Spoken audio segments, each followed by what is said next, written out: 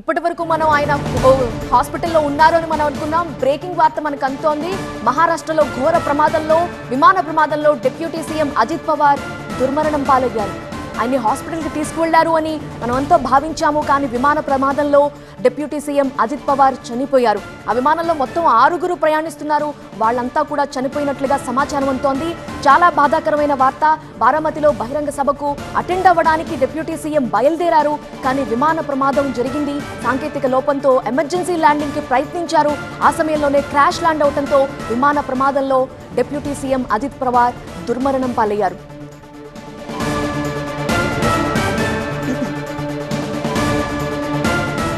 Maharashtra deputy CM Ajit Pawar ప్రయాణిస్తున్న విమానం crash land అయింది.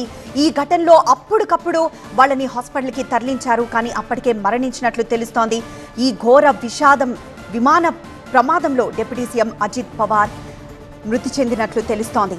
ఉదయం 9 గంటలకి ఘటన జరిగింది. బారామతిలో ఒక బహిరంగ సభకు ఆయన హాజరు కావాల్సింది. ముంబై నుండి బయలుదేరి బారామతికి వెళ్తూ ఉండగా ఒక నిర్మానుష్య ప్రదేశం, అది గ్రామ శివారు, అక్కడ పంట పొలాలు, అలాంటి ప్రాంతాల్లో కొండ ప్రాంతంలో ఒక్కసారిగా విమానంలో సాంకేతిక సమస్య తలెత్తింది. దీంతో విమానం వెంటనే క్రాష్ ల్యాండ్ అయిపోయింది. ఆ విమానం కూలిపోగానే వెంటనే దట్టమైన పొగలు అలుముకుంటూ భారీగా అగ్నికీలలు ఎగిసిపడ్డాయి. అయినా సరే అక్కడున్న గ్రామస్తులు వెంటనే అక్కడున్న వాళ్ళని రక్షించే ప్రయత్నం చేశారు.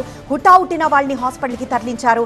కానీ దురదృష్టకర వార్త, ప్రమాదంలో డిప్యూటీ సీఎం అజిత్ పవార్ దుర్మరణం పాలయ్యారు.